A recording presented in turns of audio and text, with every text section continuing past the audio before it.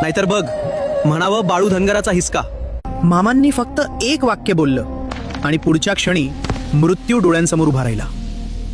1946 साल, कोलेवाडी, कापशीजवळ. संकेश्वरहून काही भक्त टॅक्सीनं बाळू मामांकडे आले होते.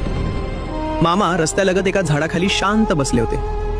गाडीतून सर्व मंडळी उतरली. सगळ्यांनी दर्शन घेतलं. पण एक माणूस मात्र अस्वस्थ होता. तो होता हट्टी टॅक्सी ड्रायव्हर. ड्रायव्हरनं श्रीहरी वडेर यांना बाजूला बोलावून टॅक्सीचं भाडे मागितले. ड्रायव्हर म्हणाला, मला वेळ नाही, माझे पैसे आत्ताच द्या, नाहीतर मी जातो. हरी वडेर म्हणाले, रात्री भजन होईल, मामा प्रसाद आणि मानधन देतील, त्यातून पैसे देऊ. पण ड्रायव्हर ऐकायला तयार नव्हता. मामा सगळं पाहत होते. मामांनी वडेरांना बोलावून घेतलं आणि थरकाप उडवणारे शब्द बोलले. अरे वडेर, तो ड्रायव्हर काय म्हणतोय त्याला आधी त्याची गाडी त्या झाडाखालून दूर बाजूला घ्यायला सांग, नाहीतर बघ म्हणावं बाळू धनगराचा हिसका. हे ऐकताच ड्रायव्हर घाबरला.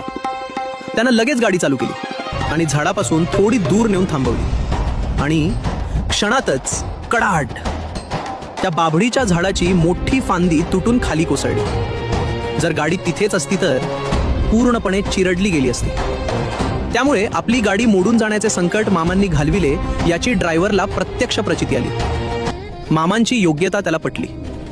मामा खरोखर कोण आहेत हे जाणून ड्रायव्हर हादरला, घामाघूम झाला. तो धावत मामांकडे आला. मामांचे पाय धरले. मामा, माझी चूक झाली, मला माफ करा. त्यानं आपण होऊन मामांना अभिवचन दिले. मामा, आपण जेव्हा केव्हा बोलवाल तेव्हा मी माझी गाडी घेऊन येतो. भजनी मंडळींनी बोलावले तरी येईन. तुमच्या पायाची शपथ घेऊन सांगतो की मी भजनी मंडळीकडे कधीही भाडे मागणार नाही.